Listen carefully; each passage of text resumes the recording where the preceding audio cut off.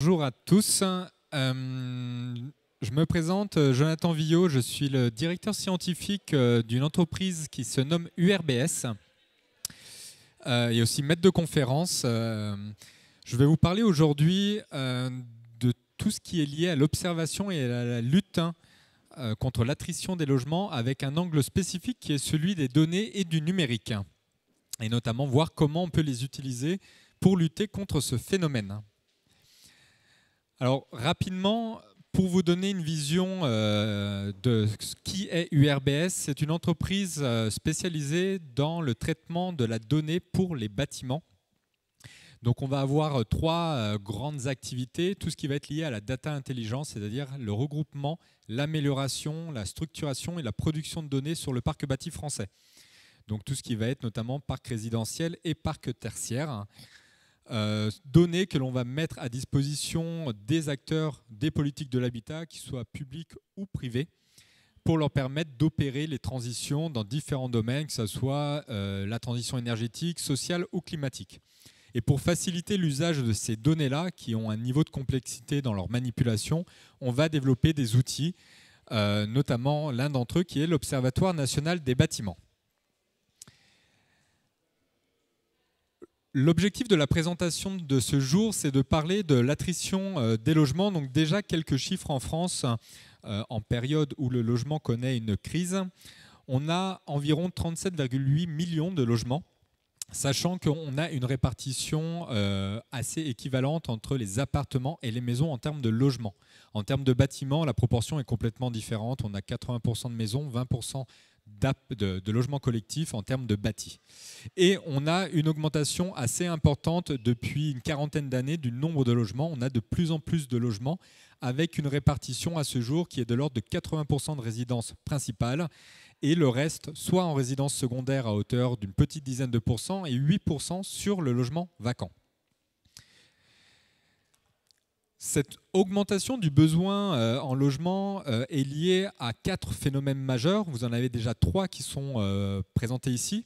Déjà, il y a de plus en plus d'habitants en France. Donc en 20 ans, la France a pris plus 0,6 millions de personnes, donc à peu près 10% d'augmentation. Les ménages sont de plus en plus petits. Vous avez moins en moins de personnes par logement. Et vous avez aussi une distribution de la population qui est beaucoup moins homogène que ce qu'il y avait dans l'après-guerre, avec des zones qui vont se densifier et d'autres qui vont perdre en habitants. Ces 3 phénomènes, couplés à un 4e, vont générer en fait le phénomène d'attrition des résidences principales. Donc l'attrition des résidences principales, qu'est-ce que c'est?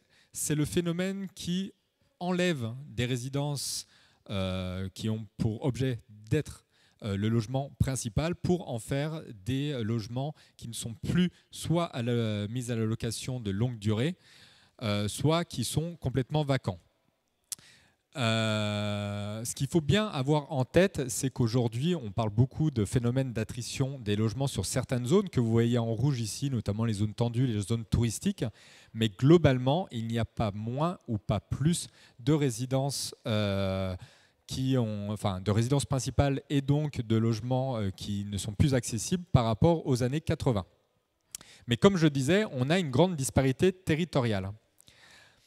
Quelles sont les causes de cette attrition? Il y en a aussi 4. La première, c'est la vacance des logements. Aujourd'hui, il faut savoir qu'il y a une bonne partie des logements, donc à peu près 3,1 millions, donc 5% en France, 5% des logements qui sont vacants.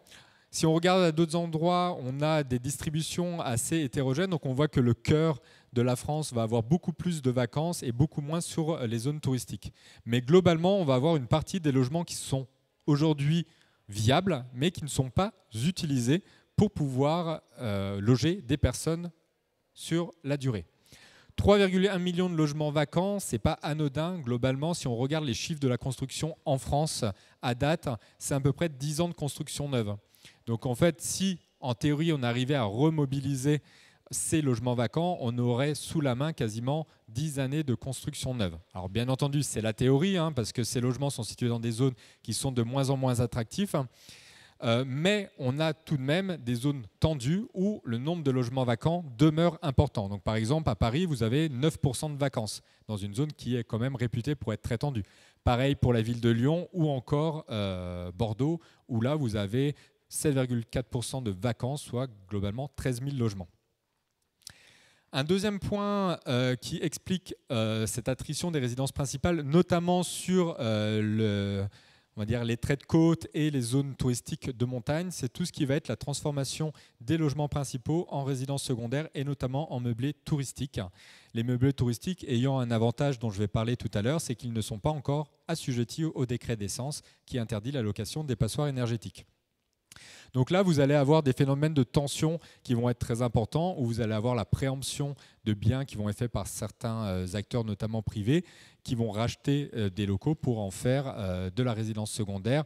L'intérêt de ces résidences secondaires à visée touristique, c'est que la rentabilité est bien plus importante parce que vous louez au mois, à la semaine, ce que vous louez au mois, voire des fois bien plus. Et comme vous l'avez remarqué tout à l'heure, on a un transfert de la population qui se fait vers ces mêmes zones-là, et donc plus de personnes dans des zones qui sont généralement touristiques, avec de moins en moins de résidences principales. Ça crée une crise du logement. Le troisième point important à avoir en tête, c'est l'application du décret d'essence. Donc on en entend parler de plus en plus. Ça impacte aussi les évolutions du diagnostic de performance énergétique. Ce qu'il faut avoir en tête, c'est qu'au niveau global, vous avez à peu près 6 millions de logements en France qui sont dites passoires énergétiques, donc qui seront interdits à la location dans les années à venir, en commençant par le G dès janvier 2025, puis en allant en F, puis en E, soit quand même une part non négligeable. Je vous remontrerai les chiffres. Tout à l'heure, 3 millions de vacances, 10 années de construction, 6 millions de logements interdits à la location. Vous faites le ratio pour avoir aussi l'équivalent. Sachant que dans ces 6 millions de logements, vous en avez 40% qui sont sur le parc locatif, qu'il soit privé ou social. Donc potentiellement, vous avez une part très importante des logements qui pourraient être interdits aussi à la location avec l'interdiction de l'utiliser notamment en résidence principale. Le point qui est intéressant et qui amplifie le phénomène précédent sur les logements touristiques, c'est que le décret d'essence ne touche pas les logements à visée touristique de type meublé, et donc vous pouvez continuer à louer votre bien en le mettant en résidence touristique. Les chiffres étant bien entendu non négligeables, si vous prenez la ville de Paris, 64% des logements sont des passoires énergétiques. Donc tous ne sont pas loués, mais si demain on les interdit tous à la location, vous avez 900 000 logements interdits à la location. Donc ça, c'est des choses vraiment à avoir en tête. C'est pour ça que ça explique en partie du moins le nouveau DPE pour les petites surfaces, voire aussi un souhait de passer le coefficient d'énergie primaire d'électricité de 2,3 à 1. Comme ça, tous les bâtiments à l'électricité pourraient sortir des passoires énergétiques par un jeu d'écriture sur les données qui permettent de faire les DPE. Et globalement, au niveau des différentes villes, vous avez des parts importantes. Pour vous donner une idée, le nombre de rénovations performantes en lien avec la stratégie nationale bas carbone est autour de 60 000 par an à l'échelle de la France. Si on duplique cette action-là, vous allez avoir à peu près, pour rénover 600 000 logements, 10 ans de travaux de rénovation. Donc, encore une fois, on ne résoudra pas aujourd'hui cette crise du logement sur le décret d'essence avec ces problèmes, avec la dynamique actuelle de rénovation. On pourra en reparler. Et un quatrième phénomène dont on entend peu parler actuellement, mais qui va prendre de plus en plus d'importance, ça va être tout ce qui va être lié au risque climatique. Aujourd'hui, vous avez un ensemble de biens qui vont être de plus en plus sujets à des risques climatiques. On peut en citer deux. Le premier, c'est le retrait-gonflement des argiles. Donc ça touche beaucoup les résidences de type maison, notamment celles qui n'ont pas de fondation profonde. Donc ça va être assez simple. Avec les effets des sécheresses accentuées et des épisodes pluvieux importants, vous allez avoir un retrait des argiles ou une expansion qui font que les bâtiments se fissurent et donc ne sont plus viables pour être habités. Et aujourd'hui, on estime que 10 millions de maisons individuelles sont soumises au retrait-gonflement des argiles. Et si vous regardez les projections climatiques sur la sécheresse, ça va s'accentuer. Avec des zones qui sont quand même assez peuplée. Vous allez avoir tout ce qui va être la zone de Toulouse, vous allez avoir aussi Bordeaux, vous allez avoir des zones de la région parisienne qui sont importantes. Le deuxième phénomène, c'est aussi tout ce qui est lié au risque d'inondation. Encore une fois, les inondations touchent à peu près 10 millions de logements. Ça peut être les mêmes que retrait-gonflement des argiles, mais ça peut être aussi des logements qui ne sont touchés que par ces phénomènes-là.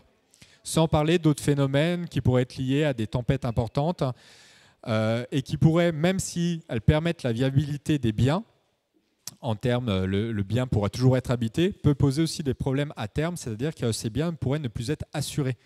Donc si vous avez un bien qui n'est plus assuré, c'est potentiellement des zones qui vont être moins attractives au niveau de la location et de la résidence principale. Vous avez en bas un chiffre de la Caisse centrale de réassurance qui estime que la hausse des sinistres pourrait passer de 27 à 62%. Ça vous donne une idée aussi du coût que ça pourrait avoir d'un point de vue assurantiel. Donc ces 4 phénomènes-là en fait, sont très importants et aujourd'hui, on a besoin en fait, de pouvoir avoir une idée claire des territoires qui vont avoir le plus de problèmes en termes d'attrition des logements, pouvoir identifier les risques ou les causes de cette attrition des logements-là. Et le numérique et les données permettent aujourd'hui d'avoir des informations très fines à l'échelle de l'adresse, à l'échelle du logement, à l'échelle de chacun des bâtiments de France. Donc vous avez ici une vision non exhaustive de plusieurs bases de données qui sont soit en open data, donc accessibles à tous, soit des données qui sont en accès limité, notamment aux acteurs publics, hein, donc beaucoup de données qui sont issues de la taxation. Et vous avez la possibilité aujourd'hui d'enrichir avec des modèles algorithmiques les données. Par exemple, les DPE, seuls 15 à 20% des logements en France ont fait l'objet d'un DPE issu de l'arrêté 2021. C'est possible de prédire les DPE pour tous les autres logements en France. C'est possible aussi d'avoir une prédiction sur les prix de biens pour inclure ou pas des moins-values ou plus-values issues de risques climatiques ou de problèmes locaux. Alors, ces questions des verrous d'accès aux données, ce qu'il faut savoir, c'est qu'il a été levé il y a déjà 6 ans. C'est-à-dire qu'en fait, typiquement, le centre de recherche de l'école des mines de Saint-Étienne a créé une base de données qui regroupait tous les bâtiments de France en 2018 et qui agglomérait déjà toutes ces données-là. Donc c'est une base de données en fait qui n'est pas récente, hein, mais qui a continuellement évolué pour pouvoir prendre en compte les besoins et le retour des utilisateurs quant à l'amélioration de ces jeux de données. Toutes ces données-là, la problématique aujourd'hui que l'on a, c'est comment les rendre accessibles à tous. Parce que forcément, si on vous livre une base de données relationnelle et que vous n'avez pas de compétences en traitement de jeux de données, ça devient très difficile. Et aujourd'hui, les acteurs de la transition, c'est les agents immobiliers, les diagnostiqueurs, ça peut être les assurances, les banques, les collectivités territoriales, les acteurs France Rénov', la DDT, l'ANA. Et quand vous reprenez typiquement un acteur public, il faut savoir que 80% des EPCI de France n'ont pas d'ingénierie en interne. Donc si vous leur livrez des jeux de données, ils ne pourront pas les manipuler. Donc on a développé un géo commun, c'est-à-dire un outil en accès libre qui permet d'accéder à toutes les données, à la fois pour générer des statistiques et à la fois pour interroger la carte d'identité de chaque bâtiment et ainsi accompagner aux transitions et notamment à l'attrition des logements. C'est-à-dire que si aujourd'hui vous voulez observer et analyser une dynamique locale, notamment sur la vacance, là où avant ça vous prenait 6 à 8 mois d'études, aujourd'hui en un clic, ça vous donne les statistiques, qu'elles soient à l'échelle d'un quartier, d'une commune, d'un EPCI, d'un département, d'une région ou d'une zone spécifique que peut être un quartier prioritaire de la ville, une zone de sécurité prioritaire. Donc tout acteur aujourd'hui a la capacité de faire un état circonstancié à date, la date en tout cas des millésimes de données, et de pouvoir suivre dans le temps les différentes problématiques comme l'attrition des logements. Vous avez, alors bien entendu, observer c'est bien, agir c'est mieux, et donc la question c'est demain comment je fais pour aller rencontrer les propriétaires, notamment des propriétaires bailleurs sur des zones très touristiques qui ont une tendance, on va dire, à préempter ce bien-là et où j'ai des problèmes pour mes résidences principales. Et bien ça c'est extrêmement facile avec des outils comme cela et des méthodes développées notamment en partenariat avec Atout France et le CEREMA. Par exemple, à droite, vous avez la localisation de tous les propriétaires en France et à l'étranger qui ont des logements touristiques sur la commune de la Clusaz. Donc, vous voulez en fait rénover les bâtiments ou questionner le décret d'essence ou son transfert sur des zones très touristiques, vous pouvez contacter aujourd'hui. L'acteur public a la possibilité de géolocaliser toutes les personnes pour pouvoir les accompagner dans la rénovation.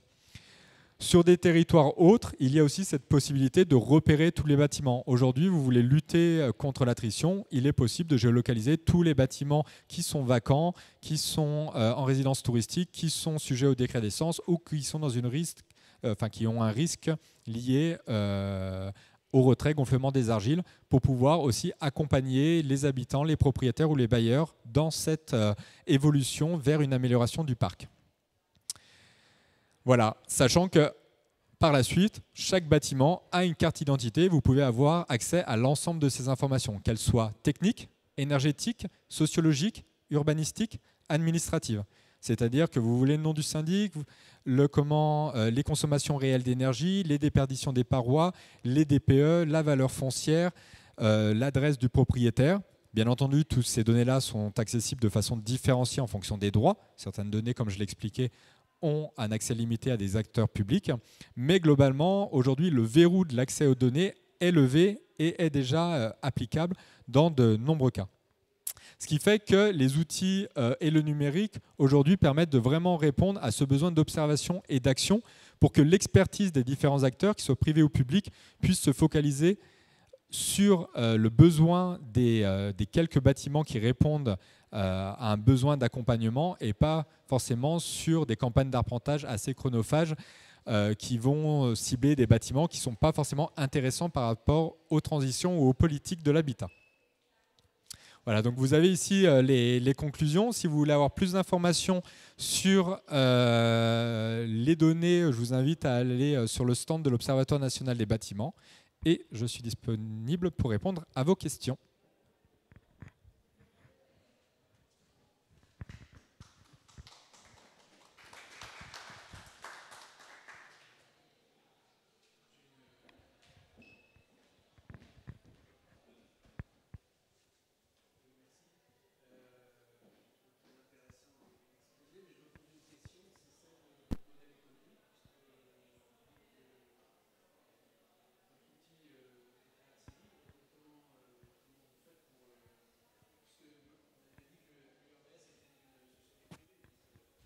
Effectivement. Alors, il y a deux philosophies. Donc, URBS est une structure privée qui a été fondée par moi-même et mon associé, qui font partie aussi, en tout cas en ce qui me concerne, de l'école des mines de Saint-Étienne. Donc, il y a un objectif de maintenir des jeux communs. Et pour maintenir ces jeux communs, donc, il y a bien un aspect économique, c'est-à-dire que notamment pour les acteurs publics, ils peuvent soit accéder aux données du géo commun, et s'ils veulent intégrer tout ce qui est données conventionnées ou des fonctionnalités complémentaires ou des données locales, là on va avoir du traitement spécifique de leur jeu de données. Voilà, donc ça c'est ce qui est disponible aujourd'hui et qui permet en fait, grâce à cet aspect économique-là, de reverser dans les communs et d'avoir un glissement. L'objectif en fait c'est qu'il y ait de plus en plus de données dans les communs, mais qui soient financées par l'activité d'accompagnement des acteurs publics. Voilà. Et il va aussi bientôt y avoir un accès augmenté de l'Observatoire pour tous les acteurs, quels qu'ils soient, sous des formats mensuels, pour leur permettre d'accéder à des données. Bien entendu, pas aux données conventionnées en accès limité, mais toutes les données open, les données prédites.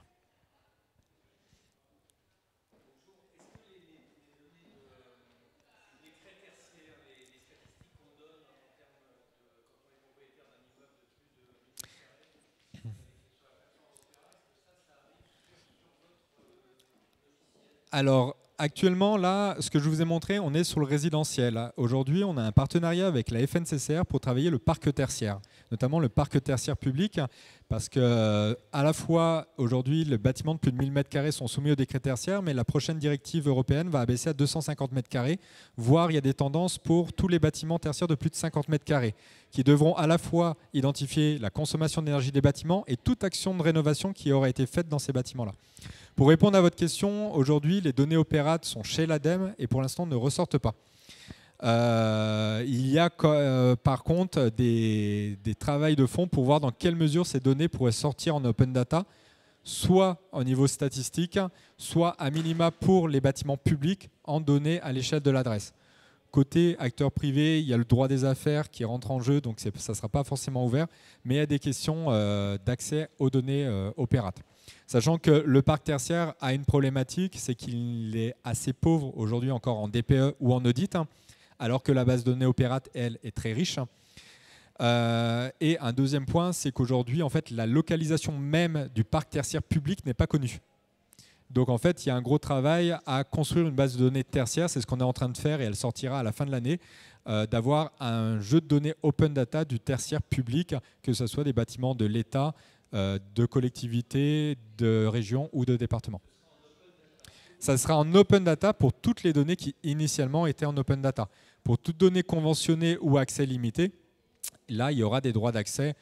Généralement les droits d'accès sont plutôt acteurs publics.